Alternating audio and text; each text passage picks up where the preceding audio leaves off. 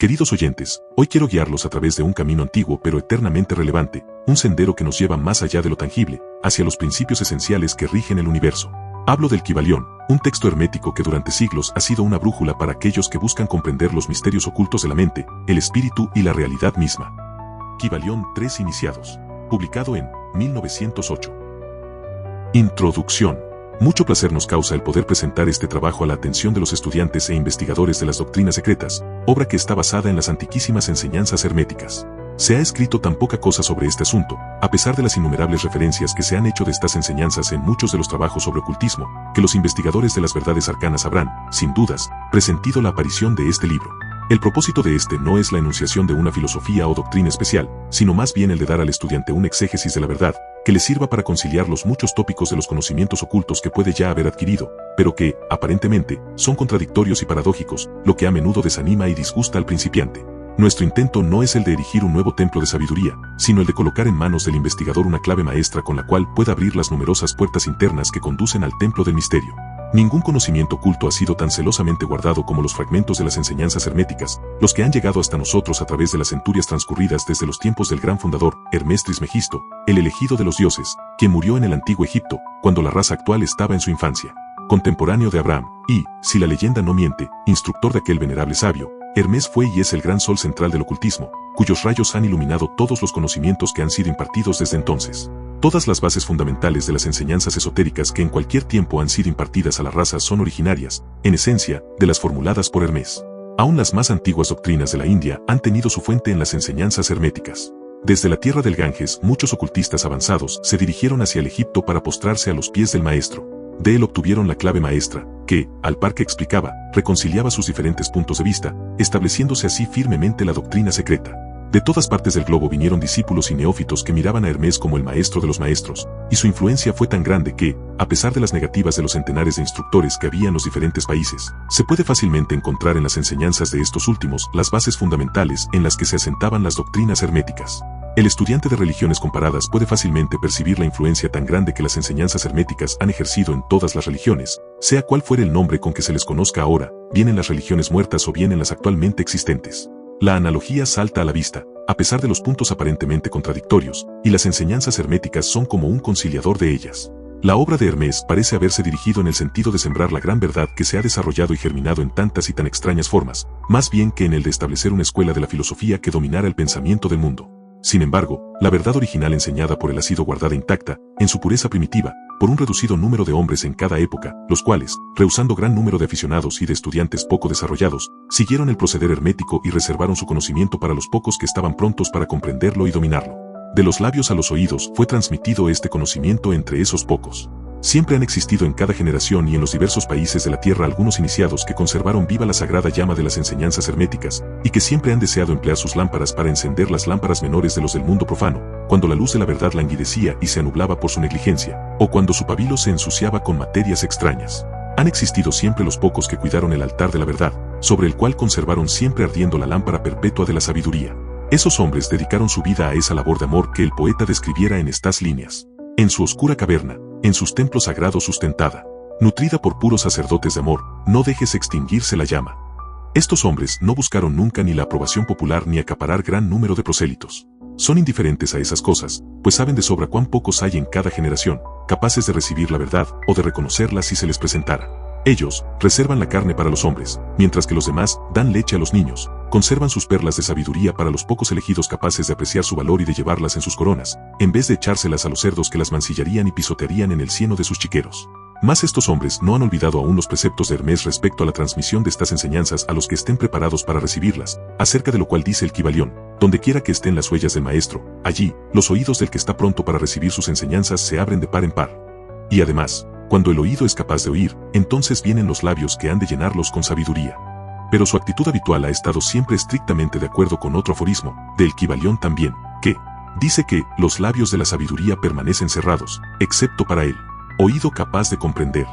Y esos oídos incapaces de comprender son los que han criticado esta actitud de los hermetistas y los que se han lamentado públicamente de que aquellos no hayan expresado nunca claramente el verdadero espíritu de sus enseñanzas, sin reservas ni reticencias. Pero una mirada retrospectiva en las páginas de la historia demostrará la sabiduría de los maestros, quienes conocían la locura que era intentar enseñar al mundo lo que éste no deseaba ni estaba preparado para recibir. Los hermetistas nunca han deseado ser mártires, sino que, por el contrario, han permanecido retirados, silenciosos y sonrientes ante los esfuerzos de algunos que se imaginaban, en su ardiente entusiasmo, que podían forzar a una raza de bárbaros a admitir verdades que solo pueden comprender los que han avanzado mucho en el sendero. El espíritu de persecución no ha muerto aún en la tierra. Hay ciertas enseñanzas herméticas que, si se divulgaran, atraerían sobre sus divulgadores un griterío de odio y el desprecio de las multitudes, las que volverían a gritar de nuevo: «¡Crucificadlo! ¡Crucificadlo!». En esta obrita hemos tratado de daros una idea de las enseñanzas fundamentales del Kybalión, indicando todo cuanto se refiere a los principios actuales, dejándoos el trabajo de estudiarlos, más bien que el de tratarlos nosotros mismos en detalle. Si sois verdaderos estudiantes o discípulos, comprenderéis y podréis aplicar estos principios. Si no, debéis desarrollarlos, pues de otra manera las enseñanzas herméticas no serán para vosotros sino palabras, palabras, palabras. Capítulo 1. La filosofía hermética. Los labios de la sabiduría permanecen cerrados, excepto para el oído, capaz de comprender. El Kybalión. Desde el antiguo Egipto han venido las enseñanzas fundamentales y secretas que tan fuertemente han influido en los sistemas filosóficos de todas las razas y de todos los pueblos, durante centurias enteras. El Egipto, la patria de las pirámides y de la Esfinge, fue la cuna de la sabiduría secreta y de las doctrinas místicas. Todas las naciones han sacado las suyas de sus doctrinas esotéricas: la India, Persia, Caldea, Medea, China, Japón, Asiria, la antigua Grecia y Roma, y otros no menos importantes países, se aprovecharon libremente de las doctrinas formuladas por los hierofantes y maestros de la tierra de Isis, conocimientos que solo eran transmitidos a los que estaban preparados para participar de lo oculto. Fue también en el antiguo Egipto donde vivieron los tan grandes adeptos y maestros que nadie después ha sobrepasado, y que rara vez han sido igualados en las centurias que han transcurrido desde los tiempos del gran Hermes. El Egipto fue la residencia de la gran logia de las fraternidades místicas. Por las puertas de su templo entraron todos los neófitos que, convertidos más tarde en adeptos, hierofantes y maestros, se repartieron por todas partes, llevando consigo el precioso conocimiento que poseían y deseando hacer partícipe de él a todo aquel que estuviera preparado para recibirlo. Ningún estudiante de ocultismo puede dejar de reconocer la gran deuda que tiene contraída con aquellos venerables maestros de Egipto. Pero entre esos grandes maestros existió uno al que los demás proclamaron el maestro de los maestros. Este hombre, si es que puede llamarse hombre a un ser semejante, vivió en Egipto en la más remota antigüedad y fue reconocido bajo el nombre de Hermes Trismegisto. Fue el padre de la sabiduría, el fundador de la astrología, el descubridor de la alquimia. Los detalles de su vida se han perdido para la historia, debido al inmenso espacio de tiempo transcurrido desde entonces. La fecha de su nacimiento en Egipto, en su última encarnación en este planeta, no se conoce ahora, pero se ha dicho que fue contemporáneo de las más antiguas dinastías de Egipto, mucho antes de Moisés. Las autoridades en la materia lo creen contemporáneo de Abraham, y en alguna de las tradiciones judías se llega a afirmar que Abraham obtuvo muchos de los conocimientos que poseía del mismo Hermes. Después de haber transcurrido muchos años desde su muerte, la tradición afirma que vivió 300 años, los egipcios lo deificaron e hicieron del uno de sus dioses, bajo el nombre de Tot.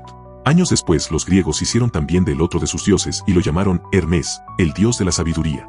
Tanto los griegos como los egipcios reverenciaron su memoria durante centurias enteras, denominándole el inspirado de los dioses, y añadiéndole su antiguo nombre, Trismegisto, que significa 3 veces grande. Todos estos antiguos países lo adoraron, y su nombre era sinónimo de fuente de sabiduría. Aún en nuestros días usamos el término hermético, en el sentido de secreto, reservado, etc., y esto es debido a que los hermetistas habían siempre observado rigurosamente el secreto de sus enseñanzas. Si bien entonces no se conocía aquello de no echar perlas a los cerdos, ellos siguieron su norma de conducta especial que les indicaba dar leche a los niños y carne a los hombres, cuyas máximas son familiares a todos los lectores de las escrituras bíblicas, máximas que, por otra parte, habían sido ya usadas muchos siglos antes de la era cristiana. Y esta política de diseminar cuidadosamente la verdad ha caracterizado siempre a los hermetistas, aún en nuestros días. Las enseñanzas herméticas se encuentran en todos los países y en todas las religiones, pero nunca identificada con un país en particular ni con secta religiosa alguna. Esto es debido a la prédica que los antiguos instructores hicieron para evitar que la doctrina secreta se cristalizara en un credo. La sabiduría de esta medida salta a la vista de todos los estudiantes de historia. El antiguo ocultismo de la India y la Persia degeneró y se perdieron sus conocimientos, debido a que los instructores se habían convertido en sacerdotes y mezclaron la teología con la filosofía, siendo su inmediata consecuencia que perdieron toda su sabiduría, la que acabó por transformarse en una cantidad inmensa de supersticiones religiosas, cultos, credos y dioses. Lo mismo pasó con las enseñanzas herméticas de los gnósticos cristianos, enseñanzas que se perdieron por el tiempo de Constantino, quien mancilló la filosofía mezclándola con la teología, y la iglesia cristiana perdió entonces su verdadera esencia y espíritu, viéndose obligada a andar a ciegas durante varios siglos, sin que hasta ahora haya encontrado su camino, observándose actualmente que la iglesia cristiana está luchando nuevamente por aproximarse a sus antiguas enseñanzas místicas. Pero siempre han existido unas cuantas almas que han conservado viva la llama, alimentándola cuidadosamente y no permitiendo que se extinguiera su luz. Y gracias a esos firmes corazones y a esas mentes de extraordinario desarrollo tenemos aún la verdad con nosotros. mas no se encuentra en los libros. Ella ha sido transmitida del maestro al discípulo, del iniciado al neófito, de los labios a los oídos. Si alguna vez se ha escrito algo sobre ella, su significado ha sido cuidadosamente velado con términos de astrología y alquimia, de tal manera que solo los que poseían la clave podían leerlo correctamente. Esto se hizo necesario a fin de evitar las persecuciones de los teólogos de la Edad Media, quienes luchaban contra la doctrina secreta a sangre y fuego. Aún en nuestros días nos es dable encontrar algunos libros valiosos de filosofía hermética, pero la mayor parte se ha perdido. Sin embargo, la filosofía hermética es la única clave maestra que puede abrir las puertas a todas las enseñanzas ocultas. Cuando el oído es capaz de oír, entonces vienen los labios que han de llenarlos con sabiduría. De manera que, de acuerdo con lo indicado, este libro solo atraerá la atención de los que están preparados para recibirlo. Y recíprocamente, cuando el estudiante esté preparado para recibir la verdad, entonces este libro llegará a él. El principio hermético de causa y efecto, en su aspecto de ley de atracción, llevará los oídos junto a los labios y el libro junto al discípulo. Capítulo 2. Los 7 principios herméticos.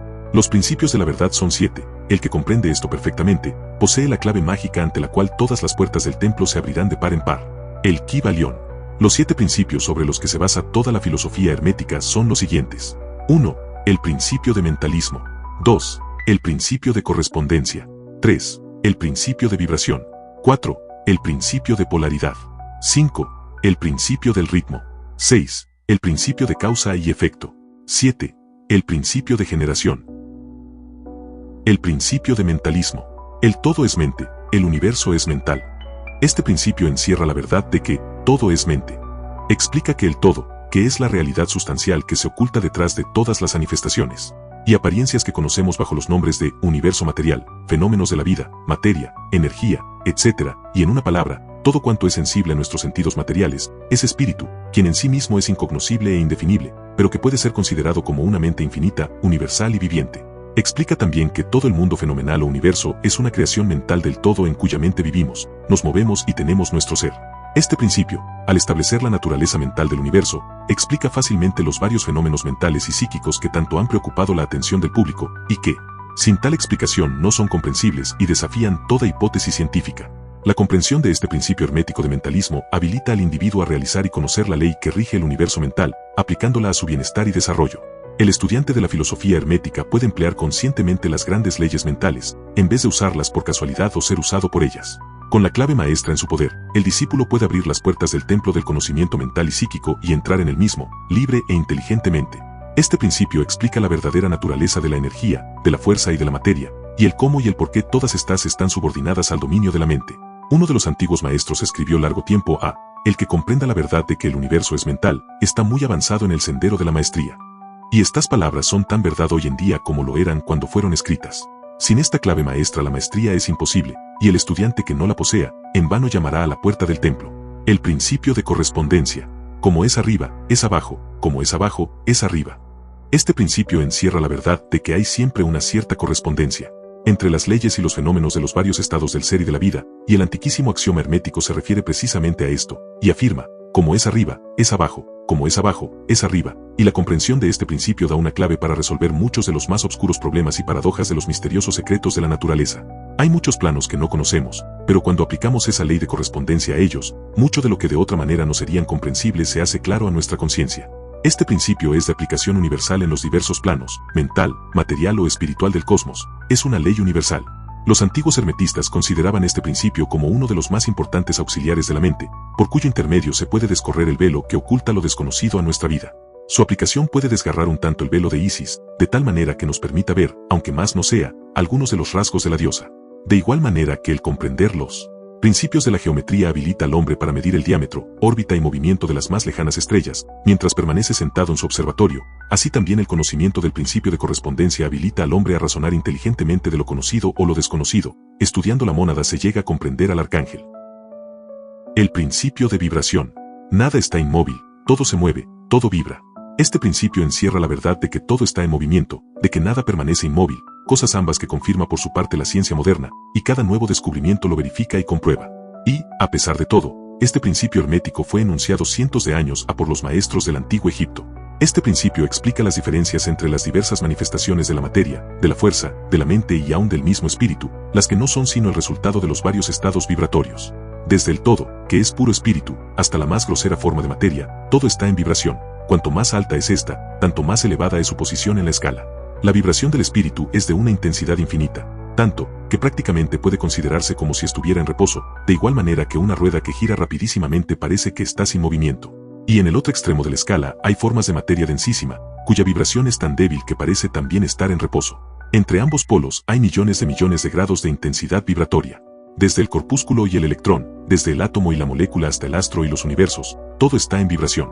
Y esto es igualmente cierto en lo que respecta a los estados o planos de la energía o fuerza, la que no es más que un determinado estado vibratorio, y a los planos mentales y espirituales. Una perfecta comprensión de este principio habilita al estudiante hermético a controlar sus propias vibraciones mentales, así como las de los demás. Los maestros también emplean este principio para conquistar los fenómenos naturales. El que comprenda el principio vibratorio ha alcanzado el cetro del poder, ha dicho uno de los más antiguos escritores. El principio de polaridad. Todo es doble, todo tiene dos polos, todo, su par de opuestos. Los semejantes y los antagónicos son lo mismo, los opuestos son idénticos en naturaleza, pero diferentes en grado, los extremos se tocan, todas las verdades son medias verdades, todas las paradojas pueden reconciliarse. Este principio encierra la verdad de que todo es dual, todo tiene dos polos, todo su par de opuestos, afirmaciones que son de otros tantos axiomas herméticos. Explica y dilucida las antiguas paradojas que han dejado perplejos a tantísimos investigadores, y que literalmente decían, la tesis y la antítesis son idénticas en naturaleza, difiriendo solo en grado, los opuestos son idénticos en realidad, diferenciándose en su gradación, los pares de opuestos pueden conciliarse, los extremos se tocan. Todo es y no es al mismo tiempo, toda verdad no es sino media verdad, toda verdad es medio falsa, etc. Este principio explica que en cada cosa hay dos polos, dos aspectos, y que los opuestos no son, en realidad, sino los dos extremos de la misma cosa, consistiendo la diferencia, simplemente, en diversos grados entre ambos. El calor y el frío, aunque opuestos, son realmente la misma cosa, consistiendo la diferencia, simplemente, en diversos grados de aquella. Mirad un termómetro y tratad de averiguar dónde empieza el calor y dónde termina el frío. No hay nada que sea calor absoluto en realidad, indicando simplemente ambos términos, frío y calor, diversos grados de la misma cosa, y que ésta se manifiesta en esos opuestos no es más que los polos de eso que se llama calor, o sea la manifestación del principio de polaridad que nos ocupa. El mismo principio se manifiesta en la luz y la oscuridad, las que, en resumen, no son sino la misma cosa, siendo ocasionada la diferencia por la diversidad de grado entre los dos polos del fenómeno. ¿Dónde termina la oscuridad y dónde empieza la luz? ¿Cuál es la diferencia entre grande y pequeño? ¿Cuál entre duro y blando? ¿Cuál entre duro y blando? ¿Cuál entre blanco y negro? ¿Cuál entre alto y bajo? ¿Cuál entre positivo y negativo? El principio de polaridad explica esta paradoja. El mismo principio opera de idéntica manera en el plano mental. Tomemos, por ejemplo, el amor y el odio, dos estados mentales completamente distintos aparentemente, y notaremos que hay muchos grados entre ambos, tantos, que las palabras que nosotros usamos para designarlos, agradable y desagradable, se esfuman una en la otra, hasta tal punto que muchas veces somos incapaces de afirmar si una cosa nos causa placer o disgusto. Todas no son más que gradaciones de una misma cosa, como lo comprenderéis claramente por poco que meditéis sobre ello. Y aún más que esto, es posible cambiar o transmutar las vibraciones de odio por vibraciones de amor, en la propia mente y en la mente de los demás, lo que es considerado como lo más importante por los hermetistas. Muchos de los que leéis estas páginas habréis tenido experiencias en vosotros mismos y en los demás de la rápida e involuntaria transición del amor en odio y recíprocamente. Y ahora comprenderéis la posibilidad de efectuar esto por medio del poder de la voluntad, de acuerdo con las fórmulas herméticas. El bien y el mal no son sino los polos de una misma y sola cosa, y el hermetista comprende y conoce perfectamente el arte de transmutar el mal en el bien aplicando inteligentemente el principio de polaridad. En una palabra, el arte de polarizar se convierte en una fase de la alquimia mental, conocida y practicada por los antiguos y modernos maestros herméticos. La perfecta comprensión de este principio capacita para cambiar la propia polaridad, así como la de los demás, si uno se toma el tiempo y estudia lo necesario para dominar este arte. El principio del ritmo. Todo fluye y refluye, todo tiene sus periodos de avance y retroceso, todo asciende y desciende, todo se mueve como un péndulo, la medida de su movimiento hacia la derecha es la misma que la de su movimiento hacia la izquierda, el ritmo es la compensación. Este principio encierra la verdad de que todo se manifiesta en un determinado movimiento de ida y vuelta, un flujo y reflujo, una oscilación de péndulo entre los dos polos que existen de acuerdo con el principio de polaridad, descrito un momento A. Hay siempre una acción y una reacción, un avance y un retroceso, una ascensión y un descenso. Y esta ley rige para todo, soles, mundos, animales, mente, energía, materia. Esta ley lo mismo se manifiesta en la creación como en la destrucción de los mundos, en el progreso como en la decadencia de las naciones, en la vida, en las cosas todas, y, finalmente, en los estados mentales del hombre, y es con frecuencia esto último que creen los hermetistas que este principio es el más importante. Los hermetistas han descubierto este principio, encontrándolo de aplicación universal, y han asimismo descubierto ciertos métodos para escapar a sus efectos, mediante el empleo de las fórmulas y métodos apropiados. Emplean para ello la ley mental de neutralización. No pueden anular el principio o impedir que opere, pero han aprendido a eludir sus efectos hasta un cierto grado que depende del dominio que se tenga de dicho principio. Saben cómo usarlo, en vez de ser usados por él. En este y en otros parecidos métodos consiste la ciencia hermética.